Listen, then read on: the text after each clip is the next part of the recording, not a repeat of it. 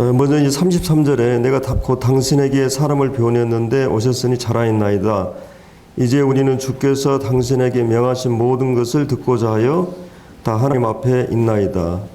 저희들이 이제 주일날 우리가 말씀 앞에 설 때 어떤 자세를 가져야 되느냐 이런 부분을 함께 나누었었는데, 여기 이제 보면은 그 주님께서 그 당신에게 명하신 모든 이 말씀을 얘기하고 있습니다.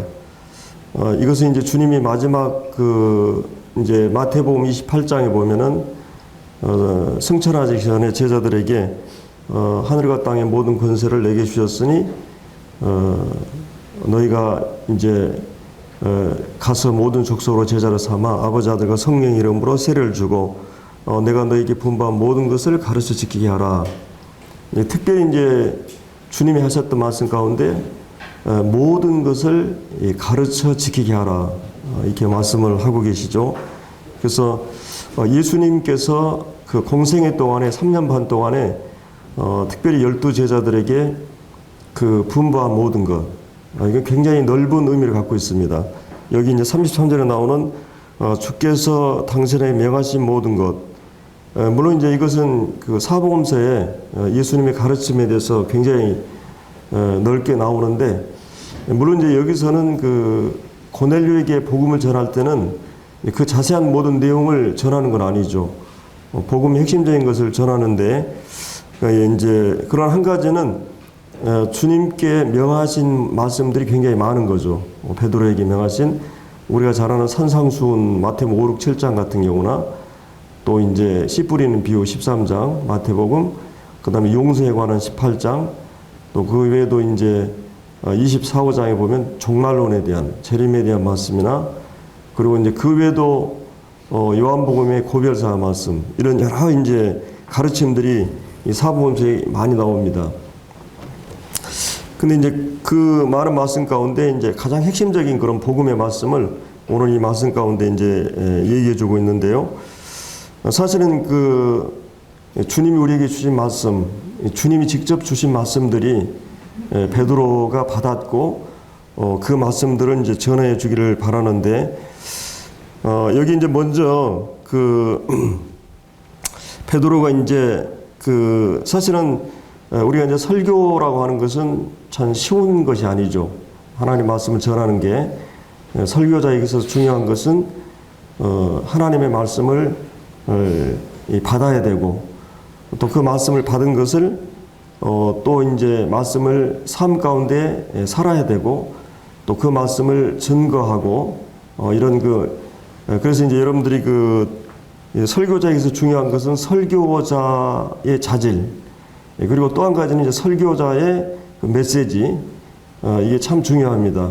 그래서 이제 여기에 사도 베드로는 하나님께서 그에게 이제 부르셨는데, 설교의 자질 가운데 가장 중요한 것이 주님을 사랑하느냐, 이걸 이제 베드로에게 질문했었던 거죠.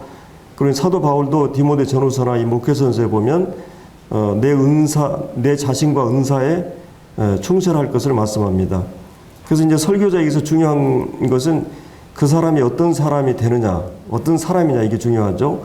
그리고 이제 그 사람에게 주신 그런 그 설교의 그 메시지의 내용, 이것이 참 중요합니다. 그 사람이 정말 하나님 앞에서 말과 행실과 믿음과 사랑과 정절이 있어서 믿는 자들의 본이 되는, 그래서 그 사람이 어떤 사람이냐는 굉장히 중요해요. 이 메시저가 중요하죠. 그리고 이제 메시지도 중요합니다. 메시지도, 말씀의 내용도 중요하죠. 결국 우리가 하나님 앞에서 완벽하기 때문에 말씀 전하는 게 아니죠. 연약한 점들이 있고 그러지만, 그러나 메시지는 하나님이 주신 말씀들을 전해야 되는 거죠. 그래서 여기 이제 이 사도 베드로는 이제 33절에서 주님께서 그에게 주신 말씀들을 이제 듣고자 그가 이제 하나님 앞에 모였다 말씀하고, 34절부터는 사도 베드로의 설교가 이제 거기에 나오고 있습니다. 먼저 이제 그가 이제 34절에 참으로 하나님은 사람을 외모로 보지 않는다. 먼저 이제 그 말씀을 하고 계십니다. 사실은 이제 하나님은 우리의 중심을 보십니다. 제가 주일날도 잠깐 얘기했지만, 하나님은 하나님의 형상대로 창조한 모든 사람을 넓은 의미의 사랑해요. 자신이 창조했기 때문에 모든 사람들 하나님께서 마치 부모가 자식을 사랑하듯이 이런 사랑을 가지고 사랑합니다. 그런데 여기서 얘기하는 것은 좁은 의미에서 하나님께 모든 사람을 사랑하신데 이제 하나님은 사랑할 만한 요소가 있을 때 또 하나님 사랑하셔요. 여기 이제 그 말씀이죠. 34절에 보면 사람은 외모를 보지 않는다. 사람은 이제 외모를 보잖아요. 하나님은 중심을 보지만 사람을 외모로 봐요. 얼굴이 어떠냐, 키가 어떠냐, 또 몸매가 어떠냐, 또 사회적으로 어떤 학벌이라든지 모든 걸 사람들은 보게 돼 있어요. 사람만 보는 것에 의해서 이게 판단을 하게 되는데, 그러나 하나님은 우리의 중심을 보십니다. 하나님은 어떤 마음을 갖고 있느냐. 근데 이제 여기 보면 35절에서 각 나라 중에서 하나님을 경외하며 의를 행하는 사람. 그러면 자칫 잘못하다 이제 그럼 우리가 구원받는 것이 선행이 하나의 구원의 조건적으로 이제 이 본문이 보일 수가 있거든요. 근데 여기서 얘기하는 것은 그 두 가지 하나님께 계시하는 방법이 있다고 그랬죠. 하나는 일반 계시가 있고 또 하나는 그 특별 계시가 있어요. 여기서 얘기하는 것은 하나님께서 이 사람에게 하나님이 계시고 하나님이 어떤 분이고 하나님이 살아 계신다고 하는 하나님 모든 사람이 보편적으로 일반적으로 자연 계시를 주셨어요. 이 우주 만물을 통해서나 사람들 안에다가 자신을 계시해 주셨기 때문에 그 계시의 빛을 받은 사람들이 아주 적은 부분이지만 이제 그 빛을 소중히 여기고 하나님을 하나님 되심을 경외하게 되고, 그러니까 하나님이 살아계시다고 하면 어떤 행동을 하게 돼 있어요? 삶이 정결해집니다. 그래서 이제 나름대로는 신의 개념이 분명하지 않은 사람들도 나름대로는 그런 양심이 있어가지고 뭔가 어떤 절대적인 신이 이렇게 착하고 선하게 살아야 된다고 하는 생각들을 일반적으로 사람들은 많이 갖게 돼 있어요. 물론 이제 우리가 그 죄의 종이고 죄가 우리를 강력하게 지배하기 때문에 이제 거기에 굴복하고 또 그러지만, 그러나 이제 여기서 이제 베드로가 얘기하는 것은 이 일반 계시 차원에서 하나님을 경외하는 것이에요. 그렇다면 착한 사람, 그런 사람들만 구원받게 되겠죠. 사도 바울이 1차, 2차, 3차 전도여행을 쭉 가거나 이런 서인서를 보면 결코 만만치 않은 사람들이 막 돌아오거든요. 착한 사람만 돌아온 게 아니에요. 근데 그러면서도 일반적인 계시 차원에서 하나님이 자기를 계시한 그 계시를 비춰줬을 때 우리가 로마서 1장에 있는 대로 그 하나님을 영화롭게도 않고 감사치도 않는 일반적인 사람들은, 근데 하나님을 경외하는 사람들은 일반 계시 차원에서 하나님께 감사하고 하나님께 영광을 돌리고자 하는 경외심을 갖게 돼요. 경외심은 반드시 바늘 가운데 실려가는 것처럼 하나님의 존재를 인식하게 되면 이제 의로운 삶을 살려고 하는 것이죠. 그래서 하나님을 진지하게 구도하고 찾는 사람들을 하나님은 다 만나주시고 받아주신다는 의미에서, 그런 의미에서 이 말씀이죠. 35절에. 자, 그래서 이제 여기 먼저 우리가 이제 하나님의 우리 주님에 대해서 이제 베드로가 설교하는 그 설교에 있어서 36절에 이제 그 예수님을 가리켜서 만유의 이제 주라고 말씀하십니다. 이 만유의 주. 이것은 이제 베드로가 아까 이제 34절에서 하나님은 사람을 외모로 취하지 않는다는 말씀하셨는데, 여기 36절에는 하나님께서는 이스라엘이라고 하는 그런 어떤 그 국수적인 하나님이 아니고 한 민족의 하나님이 아니라 온 우주를 창조하시고 만유를 실제적으로 지배하시고 소유권과 통치권을 갖고 계시는 그런 만유의 주로서 예수 그리스도를 소개하고 있어요. 그분은 이제 유대인에게만 구체적으로 하나님이 자기 계시를 하셨지만은, 그러나 유대인의 하나님만 아니라 이제 이방인인데 하나님도 되고 만유의 주가 되시고 이 우주 만물을 창조하신 분이기 때문에 이 모든 것은 소유권자요 통치권자이기 때문에 그분은 이제 만유의 주라고 말씀하고 있습니다. 그리고 이제 예수님이 사역을 완성하셨을 때도 하늘과 땅의 모든 권세를, 모든 권위를 하나님께서 내게 부여해 주셨다. 그래서 예수님의 예수의 이름이 높아졌다는 말을 빌립보서 2장에 보면, 그가 죽기까지 복종하셨으니 십자가에 죽으심이라. 그래서 하나님께서 그를 모든 이름에 뛰어난 이름을 주시고 모든 무릎을 예수 이름을 꿇게 하시고, 그 다음에 이제 그 인자 예수의 이름 앞에 꿇게 하시는 모든 사람들을 그러니까 예수님의 신성에 대한 부분보다는 예수님이 인성을 취하고 구속을 완성하심으로써 그 인간과 하나님 되심이 이제 하나 되어 가지고 그 구속 완성하셨잖아요. 그래서 그 인자됨을 이제 인자됨을 높이는 그런 의미를 갖고 있어요. 그래서 이제 이 만유의 주가 되셨다고 말씀하고 있습니다. 그래서 우리가 이제 로마서 10장에서도 봤지만 9절에 보면 만일 그 우리가 예수께서 주되심을 그 믿는 자, 그리고 예수님이 다시 부활하신 걸 믿는 자가 이제 구원을 얻는다는 말씀이 있죠. 그래서 먼저 예수 그리스도가 누구신가라고 하는 이 메시지의 가장 중요한 핵심이 바로 그거죠. 예수 그리스도의 주되심. 이게 이제 사복음서에 우리가 이제 잘 나와 있는 걸 볼 수 있죠. 특별히 이제 요한복음 같은 데는 바로 예수 그리스도가 하나님 되시고 그분이 바로 모든 만유의 주가 되신다고 하는 그런 것들을 우리가 이제 성경에서 볼 수가 있습니다. 무엇보다 이제 베드로는 예수님의 주되심을 이제 고백한 경우가 있죠.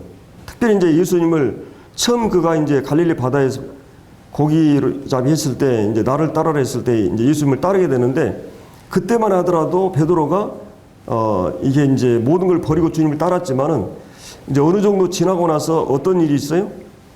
베드로가 고기 잡이를 하는데 밤새 밤이 맞도록 고기 잡았는데 한 마리도 못 잡았어요. 아마 누가 보면 5장에 나올 거예요. 근데 이제 예수님이 깊은 데로 가서 그물을 내리라. 그러니까 진짜 그 말씀을 따라서 그렇게 했을 때 어떻게 했어요?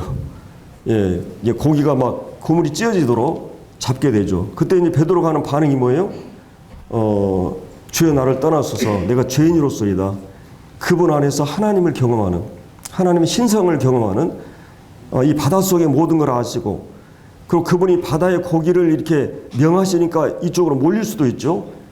그래서 그가 밤이 맞도록 그 갈릴리 바다에서 고기를 잡았는데 한 마리도 잡지 못했는데 이 그 어부로서 전문가 아니에요. 근데도 그 예수님의 한마디 말씀을 따라 순종했을 때 그 고기가 그 어마어마하게 많이 잡히는 걸 보면서 이분이 바로 하나님인 것을, 그런 이제 경험 속에서 이 공생애 동안에 그분이 하나님 되심을 많이 경험하게 됩니다. 그 이게 질량 보존의 법칙, 이걸 초월하는 이제 어떤 오병이의 기적이라든지 중력의 법칙을 초월하는 무리로 걸으신다든지 뭐 포도주를 만든다든지 이렇게 불치병자를 이게 치료하시고 그다음에 이제 죽은 자들을 살리시는 이런 많은 그 이 장면들을 보면서 이분이 하나님인 것을, 그분이 만유의 주가 되신 것을 베드로는 실제적으로 경험했고, 그 베드로에게 주님이 네가 나를 누구라나 했을 때 바로 주님은 그리스도요 살아계신 하나님의 아들이다. 하나님의 아들이란 말은 하나님과 동등한 그런 개념을 갖고 있죠. 그래서 이분이 이 만유의 주가 되신다 하는 말을 이제 여기서 말씀하고 있습니다. 만유의 주 되신 예수 그리스도, 그로 말미암아 이 화평의 복음을 전하사 이스라엘 자손에게 먼저 이제 보내신 말씀. 그래서 예수님의 별명이 말씀이라고 그러죠. 우리가 요한복음 1장에도 태초에 말씀이 계시나 이 말씀이 하나님과 함께 계시더니 이 말씀이 곧 하나님이시니라. 그래서 저가 그 태초 하나님과 함께 계셨고 만물이 그로 말미암아 지은 바 되었으니 지은 것이 하나도 그가 없이 된 것이 없다. 그래서 이제 예수님이 말씀으로 이렇게 이제 소개를 하죠. 그러면 왜 예수님을 말씀으로 소개했을까요? 예수님이 왜 말씀으로 소개했을까요? 우리는 말이라고 하는 걸 정의할 때 말은 뭐예요? 어떤 생각하는 거라든지 또 혹은 어떤 계획이나 또 감정이나 사랑 또 이런 어떤 내 뜻이나 이런 모든 이 보이지 않는 어떤 그런 영적인 이 마음에 있는 것들을 이제 입술을 통해서 표현하는 게 말이죠. 그래서 보이지 않는 하나님의 모든 것을, 보이지 않는 영적인 하나님의 모든 계획과 뜻과 모든 것을 예수 그리스도라는 인격을 통해서, 삶을 통해서 다 설명하시고 표현했어요. 그래서 예수님은 이 계시의 수단이셨죠. 그런 의미에서 예수님을 말씀으로 얘기하죠. 예수님 별명이 말씀이에요. 하나님의 모든 것을, 그러니까 하나님이 어떤 분이거나 우리가 생각할 때 하나님은 예수님과 같은 분이에요. 예수님을 보면 하나님이 어떤 분인가 알아요. 죄에 대한 태도, 이 죄인들에 대한 태도, 죄에 대해서 공의를, 이 거룩을 발휘하시고 정말 하나님께서는 그 죄를 증오하시고 미워하시지만 그러나 죄인들에 대한 긍휼과 사랑이 풍성하신 이런 하나님의 모든 것을 삶을 통해서 다 보여주셨어요. 그래서 예수님을 이 말씀으로 이제 얘기하죠. 그래서 이제 예수님은 그 말씀인데 그 예수님이 하신 모든 사건의 행적을 기록한 게 기록으로 말씀이에요. 근데 성령은 이제 이 말씀을, 기록된 말씀을 우리에게 깨닫게 하시는 이 세 가지 그 말씀의 이 인격으로서 예수님 말씀, 기록으로서의 말씀, 그리고 이제 그 객관적 기록된 말씀을 우리 속에다가 이제 내 속에다 내 것으로 깨닫게 하시고 이렇게 주시는 말씀, 이게 성령이 이제 하신 말씀인데, 이런 이제 이스라엘 자손에게 먼저 이제 보내신 말씀, 구약에서는 선자들을 통해서 일찍에서 말씀하셨어요. 여러 모양과 여러 부음으로. 근데 마지막 말세의 이제 역사의 마지막에는 아들을 통해서 우리에게 말씀하셨다. 그래서 하나님은 계속해서 구약 성경 속에서도 이 하나님 사람들에게 말씀하신 하나님, 그리고 이제 신약에서도 계속 말씀하신 하나님. 우리가 이제 이 짐승들은 말로 통하지 않으니까 어떻게 해요? 이렇게 이제 뭐 먹이를 준다든지 뭐 아니면 때린다든지 막 이렇게 움직이는데, 가끔 이제 우리 아이들이 이제 자꾸 커가니까 유치원 아이들도 그런다 그러잖아요. 이렇게 이제 매를 때리려 그러면 말로 합시다. 말로 합시다. 사람은 말로 하는 거예요. 이제 말로 통하니까 말을 통해서 이렇게 말을 하게 되면 우리가 이제 제가 그런 얘기 했지만은 사람은 제가 어떤 여러분 보지 않는 사람 그 사진을 딱 여기 붙여놓고 이 사람이 누구냐 그러면 잘 모르잖아요. 보면 다 믿는다고 그러는데 사진만 갖다 놓으면 믿을 수 있어요, 없어요? 이 사람이 뭐 어떤 사람인지. 여러분 하나님 사진 갖다 놓으면 내가 믿을 수 있을 것 같아요? 하나님은 그렇게 보이는 것으로 하나님 믿음이 오는 게 아니라, 내가 어떤 사람 만났어요. 제가 제 아내를 만나고 연애하는데 뭐 당신은 어디서 살고 뭐 어떤 일을 하고 뭐 성격이 어떻고 막 질문 과정, 말의 언어를 통해서 그 사람을 헤아리고 알아가는 것이에요. 자기가 그걸 표현하지 않으면 알 수가 없어요. 그러니까 하나님은 말씀을 통해서 자신을 다 우리에게 계시하셨어요. 예수님이라는 인격을 통해서, 기록이라는 말씀을 통해서 하나님의 인격을, 하나님 모든 것을 말씀을 통해서 우리가 이 말씀에 있기 때문에 우리가 말씀을 계속 질문을 하고 계속 묵상을 하고 예수님 무슨 의미가 있는가 이런 걸 계속 말씀을 봐야만이 하나님을 알아가요. 하나님을 알아가면 믿음이 생겨요.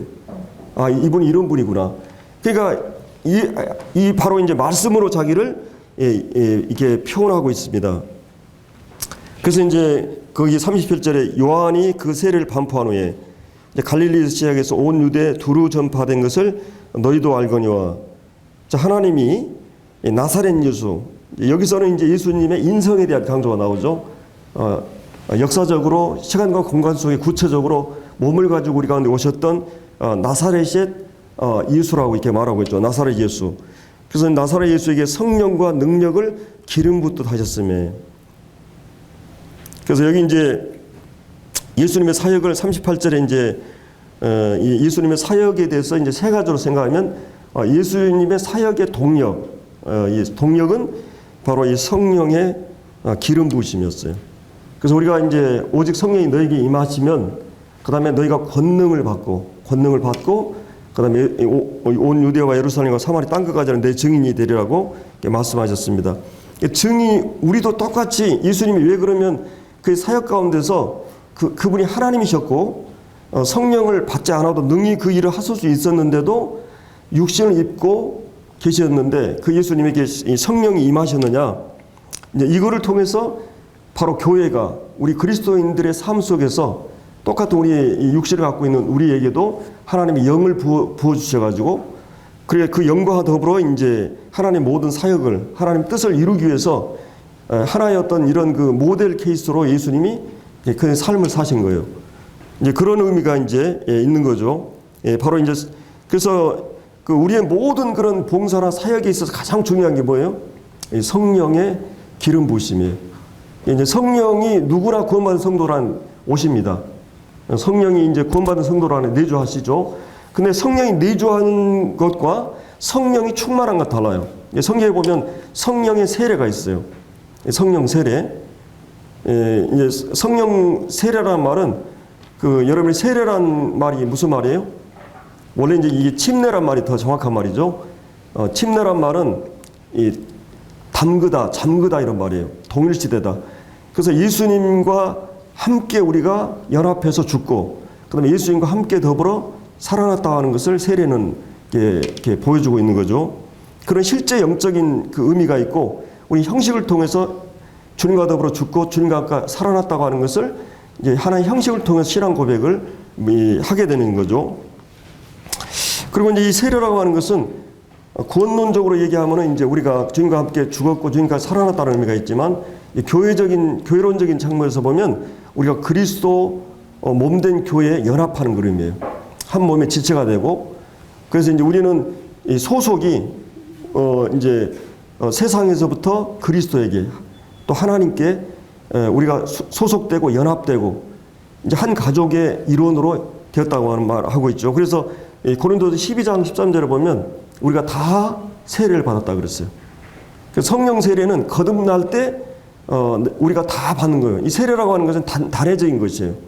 교회적으로 세례는 오순절이고, 그 다음에 개인적인 세례는 구원받을 때예요. 그래서 세례는 단번에 이루어진 것이고, 그 다음에 성령 충만이라고 하는 건 뭐예요? 그러니까 성령 세례와 함께 여러분 성령 중생했다, 성령 내주한다, 성령 인친다, 이런 모든 말이 동시에 일어나는 거예요. 이 성령 세례와 단회적인 거죠. 근데 이제 성령 충만은 뭐예요? 성령 충만이라고 하는 것은 여러분들 상태가 이제 성령이 우리 안에서 나를 지배하거나 주재권을 발휘하면 이제 성령의 인도하심을 따라서 우리가 살게 되면 성령 충만하다 그러죠. 근데 이제 내 뜻대로, 내 생각대로, 내 주권대로 이제 움직이게 되면 성령이 그냥 충만하지 않아요. 그래서 성령 충만하게 되면 이 예배하는 것이 자연스러워지고, 주님께 대한 감사가 자연스럽게 되고, 어려운 사람에 대해서 용서가 되고, 죄를 이기게 되고, 시험을 이기게 되고, 시련의 고난 가운데서 능히 이런 사랑으로 이렇게 이겨나가고, 특별히 성령 충만하게 되면 주님에 대한, 성도에 대한, 영혼에 대한 사랑이 이제 일어나게 돼요. 그래서 우리가 성령 충만이 그렇게 중요해요. 예수님이 성령이 그와 함께 하셨지만은 그 기름 부으, 이 성령에 대해서는 이제 성경에 보면 인격이시지만 어떤 때는 막 부어주셨다 그러고, 이 불로도 표현하고 그래요. 그러니까 여러분이 아무리 좋은 지성도, 말씀도 거기에 뭔가 불이 있어야 되잖아요. 열정이 있어야 되잖아요. 뜨거움이 있어야 되거든요. 그 뭔가 이게 성령은 우리 속에다 부어주신다. 이 막 내 잔이 넘치는 것처럼, 풍성하고 넘치는 것처럼, 성령이지만은 우리에게 나타남이라고 하는 것은 그렇게 막 충만하고 막 기쁨이 넘치고, 그 다음에 막 열정과 뜨거움이 있는 것이에요. 그래서 이제 성령 충만은 굉장히 중요해요. 그리스도인에게. 모든 삶에 있어서 내가 부부간 가정생활도 그렇고, 사회생활도 그렇고, 내 이 사역도 그렇고, 모든 것에 있어서 성령 충만이 중요한 전제가 돼요. 그리스도인들은 이제 성령 안에서 삶을 시작한 사람들이에요. 내가 왜 성령 충만을 구해야 되고 그래야 되느냐? 예수님은 성령에 충만해가지고 모든 사역을 온전하게 이루신 것을 볼 수가 있어요.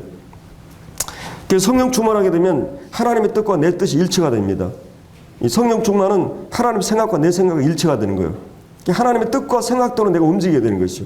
그 뜻대로 우리가 이렇게 움직이게 되는 것을 볼 수가 있습니다. 그래서 이 주님의 사역의 그 동력은 바로 이 성령의 기름 부심, 그리고 이제 주님의 사역의 그 성격을 말하고 있죠. 그것은 선한 일을 행하사, 이 선한 일을 행하사, 이 주님의 전 사역은 이 선한 일이라고 하는 것은 자기를 위한 것이 아니라 남을 위한 거죠. 남의 유익을 위한 것이고, 사랑의 속성으로부터 흘러난 게 선이죠. 우리는 선을 행치도 않고, 그런데 이제 왜 그러면 베드로가 주님의 사역에 선의 포인트를 줬을까? 여러분 이제 그 베드로가 그 요바에서 누구를 치료해요? 이 도루가 그 바느질, 그 하나님께 그에게 주신 재능과 은사를 가지고 그 수입을 가지고 이제 이게 선한 일, 착한 일을 이제 했던 걸 볼 수가 있고, 그 다음에 고넬료가 뭐예요? 그 하나님을 경외하면서 이 착한 일, 구제하는 일들을 많이 했어요. 정말 이 주변에 있는 소외되고 어려운 사람들을 계속 돕는 일들을 끊임없이 했었던 걸 볼 수가 있습니다. 그래서 이제 특별히 주님께서 이 선한 일을 하셨다고 이제 얘기를 하는데, 이 선한 일은 굉장히 포괄적이죠. 주님 자신이 이 땅에 내려오신 그 주님 자신의 본성이 선하시고, 하나님은 그의 선하심과 인자하심이 영원하다. 그 시편에 보면 다윗이 하나님에 대해서 가장 많은 표현하는 게 그 선하심과 인자하심. 이 선하심과 인자하심을 얘기했는데, 바로 이 빛의 열매, 그 선이 있습니다. 그리고 성령 열매도 양선이 있죠. 선이 있죠. 그래서 이제 바로 이제 수없이 많은 사람들을 그 병을 치료해 주는 게 선한 일이에요. 그리고 영혼들을 일깨우고 각성시키고 구원하는 것이, 수없이 많은 사람들이 지금 무덤 속에 묻혀 있고 수없이 많은 영혼들의 심령들이 지옥에 가득 차 있고, 이거 왜 이러느냐? 바로 이 죄로 말미암아 인간이 파괴되고 황폐화되고 하나님 거역하고 이런 그 악한 사람이 되어버려서 사람들을, 그 영혼들을 살리기 위해서 주님이 인간의 몸을 입으시고 우리 가운데 오셔서 주님은 공생애 동안에 3년 반 동안 바로 이 착한 일을, 선한 일을 하셨어요. 그런데 놀라운 것은 이 주님께서 빌립보서 1장 6절에 뭐라 그랬어요? 너희 속에 착한 일을 시작하시니까 그리스도 예수의 날 거 이루실 것을 확신한다. 그래서 하나님께서 성령을 통해서 예수 그리스도가 이루신 그 최선의 그 구속의 선은, 그거를 깨닫게 하심으로써 우리 가운데 이제 이 믿음을 갖게 하고, 그래서 이제 성령께서 우리 안에서 선한 일을 시작하셨어요. 우리 존재 중심에, 영혼 중심에다가. 그래서 내 영혼의 중심이 움직여야만이 내 존재가 움직일 수 있기 때문에, 그래서 하나님 말씀을 통해서 계속 성령께서 우리 안에서 그 착한 일을 시작하셨고, 하나님은 누가 그 일을 시작하셨어요? 하나님의 성령을 통해서, 아들을 통해서, 성령을 통해서 이루신 일이기 때문에, 그리고 하나님이 전능하시고 그리고 신실하신 분이기 때문에, 그리고 그 변하지 않는 사랑과 은혜를 가지고 이 착한 일을 시작하신 그분이, 그리고 마침내 주님이 오시는 그날까지 이루실 것에 대한 이 사도 바울은 확신을 선언하고 있어요. 그렇기 때문에 이제 주님께서 이 선을 행하시고, 그래서 마귀에게 눌린 모든 사람을 치료해 주시고, 그래서 하나님이 그와 함께 하셨다. 그래서 예수님의 인성 가운데 성령이 내주하시고, 그리고 또 하나님이 그와 함께 하셨다. 삼위 하나님께서 우리 주님의 사역에 함께 하셨던 모습을 이제 보여주고 있습니다. 자, 그래서 여기까지 그분이 누구신가? 그분이 누구신가? 그리고 이제 39절에는 우리는 유대 땅과 예루살렘에 그가 행한 모든 일의 증인이라. 그래서 이 사도 베드로와 12사도들은 예수님의 3년 반 동안 있었던 모든 일들을 함께 했던, 그러니까 증인이 되기 위해서는 어떻게 해야 돼요? 그것을 목격한 자가 증인이에요. 그러니까 우리가 이 간증이라고 하는 게 뭐예요? 내가 실제 경험하고 목격한 걸 얘기해요. 그게 간증이죠. 간증이라고 하는 것은, 그러니까 이제 내가 증인이단 말이에요. 근데 증인과 증언은 달라요. 내가 증인이지만 침묵하는 증인이 될 수 있어요. 그 여기 이제 42절에서는 증언한다는 말이 나오고, 43절에 구약의 모든 선지자들이 증언했다. 그럼 여기 이제 42절에 나오는 이 사람들은 사도들이에요. 사도들과 구약의 선지자를 통해서 증언하셨다. 구약에서 하나님께서 선지자를 통해 증언하셨고, 초대교회는 그래서 선지자과 사도들의 터 위에 세워진 게 교회예요. 그들의 예수님이 하신 모든 말씀과 삶을 실제 경험한 그들이 그 주님에 대해서 증언한 사도들과 선지자들의 터 위에 이 교회가 세워진 것입니다. 그래서 이제 이 예수님의 공생의 삶을 다 그 목격한 자들이고, 그 다음에 이제 40절에 나오는 그 39절에 이제 그분이 무슨 일을 하셨는가, 그분이 어떤 분인가, 이 복음의 핵심은 그거죠. 항상 그분이 하나님 되시고 사람 되신 것, 그리고 그분이 우리를 위해 십자가에 죽으시고, 여기 39절 하반절에 나무에 달아 죽었으나, 그다음 40절에 나오는 하나님이 사흘 만에 다시 그를 살리사 나타내시되, 그래서 이제 예수님의 죽으심에 대한 것과 예수님의 그 부활하심, 그리고 이제 예수님의 죽음이 정말 그것이 하나님께로부터 허락된 것이고, 하나님께서 그 보내신 것이고, 이런 모든 것들이 그 증명되기 위해서는 그분이 부활하셔야 돼요. 하나님이 그를 부활하게 하셨죠. 만약 부활이 없다면 우리 제사함도 없고 의롭다함도 없다 그랬어요. 부활이 없다면 우리가 부활할 것에 대한 믿음도 헛것이라 그랬어요. 그러니까 이 부활이라고 하는 것은 그분이 하나님의 아들 되심, 그분이 하신 모든 말씀이 진실이고, 그분이 구속한 모든 구속 죄사함이 완전하게 이루어졌다는 확실한 이 사인이 바로 이 부활이에요.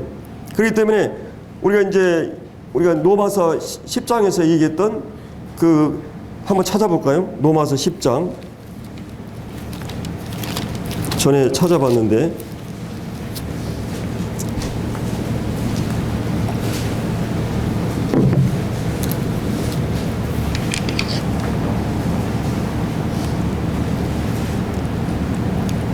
예, 9절 10절을 같이 읽겠습니다. 시작. 내가 만일 내 입으로 예수를 주로 시인하며 또 하나님께서 그를 죽은 자 가운데서 살리신 것을 내 마음에 믿으면 구원을 받으리라. 사람이 마음으로 믿어 의에 이르고 입으로 시인하여 구원에 이르니라. 자, 9절에 보면 바로 이 예수, 역사적 예수를 부인하는 사람 없어요. 그거는 뭐 역사 자체가 예수. 근데 그 예수를 주로 시인하는 것, 그분이 하나님 되심을 시인하는 것은 이 믿음을 갖지 않은 사람은 불가능해요. 또 하나님께 그를 죽은 자 가운데 살리신 것, 자, 그분이 십자가에 죽으신 것도 사람들은 다 인정해요. 또 역사적으로 많은 사람들이 순교적 죽음을 죽었죠. 자기가 또 뭐 메시아로 주장한 사람도 있고. 근데 그분이 부활하지 않으면 그분의 죽음의 의미가 죄를 위해서 그분이 죽으셨다고 하는 것이 아무런 의미가 없게 돼 있어요. 그렇기 때문에 예수 그리스도가 주되심과 그분이 다시 부활하셨다고 하는 이 중요한 사실을 믿으면 구원을 받는다 그랬어요. 예수님이 누구신가? 그분이 우리를 위해서 어떤 일을 하셨는가?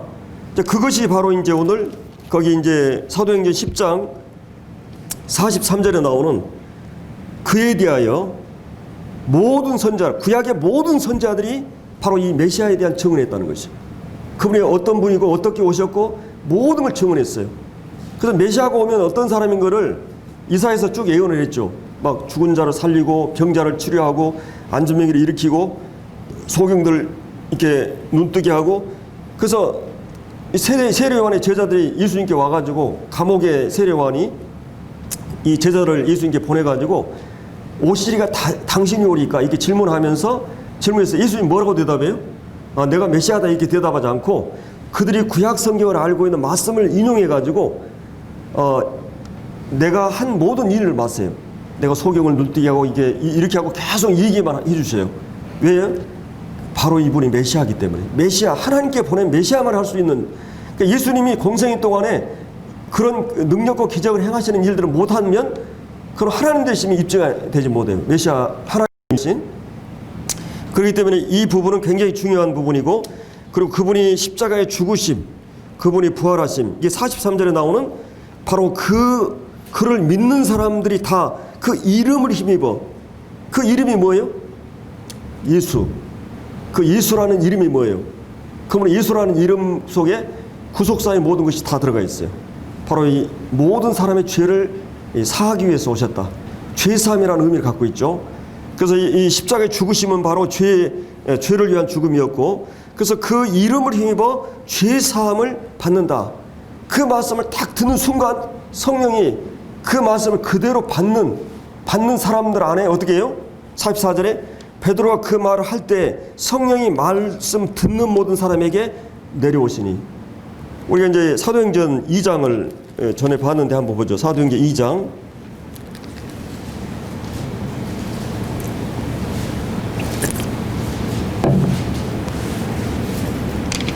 예, 38절 같이 읽겠습니다. 시작. 베드로가 이르되 너희가 회개하여 각각 예수 그리스도의 이름으로 세례를 받고 죄사함을 받으라. 그리하면 성령을 선물을 받으리니. 물론 여기서 이제 세례가 먼저 나오는데 이게 유대인들의 회개하고 이제 이방인 회개가 좀 차이가 납니다. 이게 설명할 시간이 별로 없고요. 그래서 이제 한 가지는 죄사함을 받으라. 내가 하나님 앞에서 어떤 자인 것을 죄인 걸 깨닫고, 회개는 이제 내가 죄인인 걸 깨닫는 거죠. 내가 잘못되어 있다고 하는 걸 깨닫는 것이요. 그리고 이제 예수님 십자가에서 죄사함을 받게 되면 그리하면 뭐라 그랬어요? 성령을 선물로 받으리라. 죄사함의 확신과 함께 성령이 내 안에 내주하게 돼 있어요. 그래서 성령이 내 안에 딱 들어오게 되면 그때부터 이제 성령이 내주한 사람의 특성이나 정상들이 나타나게 돼 있어요. 하나님 말씀이 이제 들리게 되고 깨닫게 되고, 그 다음에 말씀이 내 영혼을 사로잡게 되고, 그리고 이제 주님에 대한 사랑, 성도들에 대한 사랑, 그리고 이 교회에 오고 싶은 그런 영혼들에 대한 이런 모든 것들이 이제 서서히 성령이 내 안에 내주하게 되면, 그리고 이제 성령이 우리 양심을 통해서 우리가 잘못하게 되면, 죄를 범하게 되면 그것에 대해서 지적을 하고, 그 다음에 이제 우리의 마음이 살아난 사람은 그 이제 죄에 대해서 무게를 느껴요.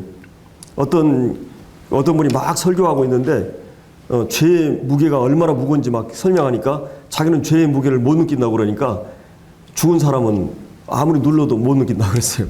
영적으로 살아있는 사람만이 죄에 대한 감각이 있고 죄를 보면 마음이 무겁고 답답하고 막 불안하고 그래요. 성도도 마찬가지예요. 여러분이 죄를 보는데 평안하다. 그럼 심각한 문제예요. 그 성도들은 그랬기 때문에 물론 이제 너무나 예민할 필요는 없어요. 그러나 너무 또 둔해도 안 돼요. 그러나 이제 죄에 대해서 우리가 성령이 일깨워주면 즉각 주님 앞에 그런 것도 해결하고 그렇지 않으면 이제 말씀이 막 보이지 않아요. 말씀이 깨달아지지 않고 기도가 막히게 되고 성도를 교제도 시저 막 재미가 없어요. 흥미가 없어요. 그래서 성령 안의 삶이 우리 그리스도인들이 굉장히 중요한 부분입니다. 그래서 이제 여기 이제 이제 예수님이 누구시고 그분이 어떤 일을 하셨나가 하는 이 복음의 중요한 메시지들을 전하면서 이제 거기 이제 44절부터는 성령이 그들에게 내려오시는 것을 이제 볼 수가 있습니다. 그래서 이제 성령이 이제 그들에게 이제 임하심으로써 이제 그리스도인의 삶이 시작이 되는데 그 성령이 이제 그들에게 내려오자마자 그 45절에 나오는 그 할례 받은 신자들, 유대인 신자들이 이방인들에게 성령 부어주심으로 말미암아 놀랬다. 굉장히 충격적인 그런 이런 표현이거든요. 이 놀란다는 말이 헬라어로 굉장히 그 충격적인 놀람을 얘기할 때 쓰는 말입니다. 그래서 이제 하나님께서는 외모로 사람을 취하지 않고 유대인뿐만 아니라 이 복음을 받는 모든 사람들에게 바로 이렇게 그 복음을 받아들인 사람들에게 성령이 허락되고 성령이 이제 내려오심의 그 증거로서 46절에 보면 방언을 말하고 하나님의 높임을 들음이라. 이 오순절 그러니까 이방인들이 아마 가족들이 한 30-40명 모였는데 동시에 오순절날 성령이 120명에 임한 것처럼 제2의 오순절이라 그래요. 이방인들에게 뭐 에티오피아나 이렇게 개인적으로 임한 게 아니라 이게 여러 이방인들이 있는데 동시에 말씀을 받으니까 그냥 이 성령이 그때 이제 내리게 된 거예요. 그래서 이제 우리가 이제 그 사도행전의 방언에 대해서는 거기 구체적인 설명이 나오죠. 그건 어떤 방언이었어요? 이 글로사라는 말인데 이거는 외래였어요. 그 방언을 받고 막 술 취했다 그랬는데 그 가만히 들어보니까 베드로가 하는 모든 설교를 그냥 다 알아들었어요. 그리고 이제 여기서 이 방언은 두 가지 이제 주장이 있어요. 이 방언에 보면 두 가지가 있잖아요. 한 가지는 그 외래라는 개념이 있고 또 하나는 이 고린도전서 14장에 나오는 신령한 하나님과 개인적으로 기도할 때 하는 그 방언인데 이거는 통역이 필요한 이 교회에서 활용할 때는 여러 가지 방언에 대한 지침이 나오죠. 근데 여기서 얘기하는 방언은 이제 아마도 이제 베드로가 여러 가지 이제 이 베드로가 그때 당시 때 히브리어를 썼을까 유대인이었기 때문에 그 당시에 공통어였던 아람어를 썼을까 이제 예수님은 아람어를 썼거든 주로. 그리고 이제 그 당시에 공통어는 헬라어였어요. 그래서 이제 그 노마인 고넬료나 노마인이 이제 이 팔레스타인이 왔기 때문에 이 그 아람어라든지 히브리어를 했을 수도 있고 아니면 그 사람들에게 지금 베드로를 통역해서 하셨을 수도 있어요. 여러 이제 경우가 있는데 한 가지는 분명히 이제 어떤 그 방언이 외래일 수도 있고 이 고린도 13장에 보면 그 믿지 않은 자를 위해서 표적으로 주신다 그랬어요. 표적 하나님께서 허락하신 표적으로서 방언이 또 등장할 경우가 있거든요. 그런 의미에서 이 표적은 성령이 임했다고 하는 확실한 증거로서 이 최초의 과도기에 허락된 그런 방언으로도 이제 볼 수 있습니다. 근데 하여튼 이 방언을 말하면서 그 방언의 내용은 우리가 생각할 때 하나님을 높임을 결국은 그 성령 충만한 특징이 뭐예요? 자기를 드러내는 게 아니라 바로 하나님을 높이고 하나님의 은혜와 하나님의 아들을 통해서 이루신 이 놀라운 구속에 대해서 그분을 그리스도를 자랑하고 또 성령으로 봉사하고 또 하나님을 높이고 이게 하나님의 역사하심에 항상 결과가 있어요. 예수님 기적을 행할 때마다 어떻게 됐어요? 하나님 찬양하고 막 영광을 돌리잖아요. 뛰면서 막 하나님을 찬양해요. 이게 하나님이 아니면 할 수 없는 일을 하셨기 때문에 하나님께 높임을 드림이라. 이에 이제 베드로가 이르되 이 사람들이 우리와 같이 성령을 받았으니 누가 능히 물로 세례 베풀음을 금하리 하고 이제 우리와 같이, 우리와 동일하게 성령을 받았다고 이렇게 말하고 있죠. 성령을 받았으니 누가 능히 물로 세례를 베풀면 그 말이요. 그래서 이제 이게 이방인들의 세례 받는 그 이제 패턴이에요.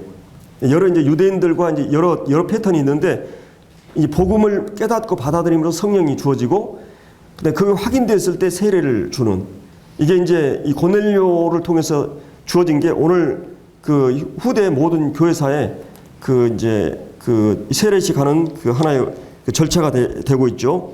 그래서 이제 베드로가 세례를 줘야 다른 사람 세례 주라고 명해요. 아마도 베드로가 자기가 세례 주면 이게 상당히 논란이 될 수도 있어요. 유대인들 사이에서 뭐 이게 상당히 이제 11장에는 아주 그것 때문에 11장 1절부터 18장까지는 이방인한테 복음 전했다고 아주 난리가 난 거예요. 이제 베드로가 이제 그걸 간증하거든요. 같은 내용을 반복하는데 우리가 이제 다음 주님이 하나할 때 이제 할 건데요. 그래서 여기 이제 세례를 베풀을 그 말이 하고 이제 명하여 예수 그리스도 이름으로 이제 여기서는 이제 예수 그리스도 이름으로 세례를 베풀라 하니라. 그래서 이제 성부 성자 성령의 이름으로 우리가 세례를 베풀고 또 예수라는 이름 안에 삼위가 들어가 있으니까 그래서 이제 어떤 경우는 이렇게 하는 경우도 있는데 여하튼 그 예수 그리스도 이름으로 세례를 베풀라. 바로 이 예수 그리스도의 이름이 우리를 죄사함 받게 했고 우리는 예수 그리스도의 이름으로 모이고 예수 그리스도의 마음을 가지고 우리는 봉사하고 서로에 대해서 대하고 예수 그리스도의 머리 아래서 우리는 모이게 되고 그리고 예수 그리스도의 마음, 예수 그리스도의 이름으로 우리 기도하게 되고 예수 그리스도의 이름으로 귀신을 쫓아내고 바로 이 예수 그리스도의 이름으로 세례를 주라고 그랬어요. 바로 예수 그리스도가 이 구속을 완성하신 분이기 때문에 그래서 예수라는 인성이죠. 이 이름이죠. 근데 그리스도란 말은 뭐예요? 그리스도라는 뜻이 뭐예요? 기름 부음을 받은 자란 말이에요. 그래서 예수님은 왕으로서 성령의 기름 부음을 받았고 제사장으로서 이 성령의 기름 부음 받았고 그 다음에 선지자로서 성령의 기름 받았어요. 그래서 예수님이 이제 성령의 기름 부심을 받아가지고 누가복음 4장이나 이제 구약에 예언이 돼 있죠. 그래서 성령에 의해서 세례식 때 이제 또 예수님이 성령으로 기름 부음을 받습니다. 이 공적 사역을 위해서 왕으로서 사역을 완성하시고 선자로서 모든 가르치는 사역을 완성하시고 그 다음에 제사장으로서 자기의 몸을 제물 삼아가지고 십자가에서 제사장 사역을 완성하셨어요. 그래서 예수님은 이 그리스도란 말은 그 직분 사역을 포괄하고 있는 거죠. 이 주는 그리스도다. 이 고백은 구약에 그토록 유대인들이 예언했던 그 메시아로서의 기름 부으심 받는 그런 분이라고 하는 것을 말씀해 주고 있습니다. 그래서 이제 오늘 우리들이 그 베드로의 설교와 그 설교의 이제 결과로서 설교였던 그 반응과 효과를 성령이 임하고 그 성령 임한 자들에게 세례를 주는 최초의 이방인 이제 이 한 가정에서 이런 역사가 일어나는 것을 우리가 살펴봤습니다. 기도하고 마치겠습니다.